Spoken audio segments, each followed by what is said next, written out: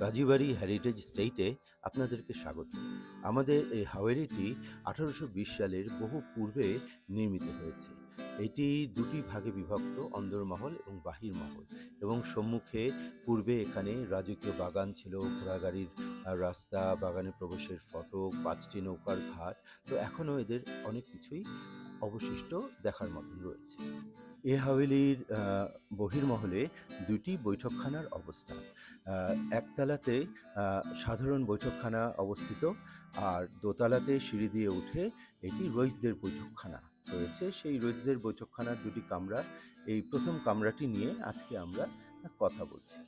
তো আজ থেকে প্রায় ২০০-২৫০ বছর আগে এই কামরাগুলো ভিন্নভাবে সাজানো ছিল। এখানে ছিল মুক্তোর ঝালর দিয়ে পর্দা, এবং শতরঞ্জ বিছানো, ইরানি কার্পেট বিছানো, এবং উপরে ছিল ঝাড়বাতি, মোমবাতির ঝাড়বাতি, যেগুলো চেন দিয়ে নামিয়ে আবার জ্বালিয়ে দেওয়া হতো।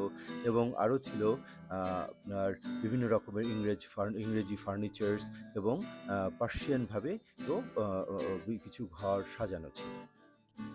এখনও আমরা এই বৈঠকখানার প্রথম কক্ষটিতে উঁচু সিলিং, লোহা কাঠের সাতির দেখতে পাই। এখনও ঝাড়বাতি আছে এখানে। এখানে এখনও বড় বড় জানলা, দরজা রয়েছে, পুরনো ফার্নিচার্স দিয়ে এই রুমটি সজ্জিত, এবং এখানে এখনও সেই পুরনো দিনের আমেজটি অনুভব করা যায়। বর্তমানে এই কক্ষটি বিভিন্ন ঐতিহাসিক ছবি দিয়ে সজ্জিত। আমরা সেখানে মুসলিম লীগের সেই কনফারেন্সের ছবিটি দেখতে পাচ্ছি কাজী আব্দুর রউফ সাহেবের এই হাউজের সিল, অফিসিয়াল সিল, হাজী আল মুলক হযরত মাওলানা রহিম বখশ সাহেবের ১৮৭৪ সালে কবরের ইতিকাফ, ওনার ১৮৬৫-র দিকে ওনার আংটির সিল, এবং আরও অনেক কিছু এই ঘরটিতে সুন্দর করে সজ্জিত রয়েছে। তো এখানে আমরা ঘুরে ঘুরে এই ফার্নিচার্সগুলো, পুরনো ফার্নিচার্সের এবং সেই ফার্নিচার্সের দেখতে পাই, এবং সেখানে রয়েছে বিভিন্ন শোকেস, পুরনো সেই ২০০ বছরের আলমারিগুলোকে শোকেসে রূপান্তর করা হয়েছে।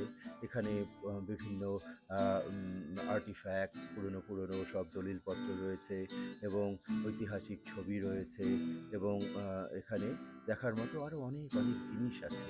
আর এখানে রয়েছে সেই ২০০ বছরের পুরনো সেই কাঁসার থালি, ক্রোকারিজ, এগুলোও রাখা হয়েছে ডাইনিং হলের মধ্যে, এবং এখানে এই জিনিসগুলোই উপস্থাপন করা হয়েছে। আপনারা আসবেন কাজীবাড়িতে, আপনাদের দাওয়াত থাকলেও দেখে যাবেন কাজীবাড়ির ইতিহাস, গল্প, ঐতিহ্য, ইনশাআল্লাহ।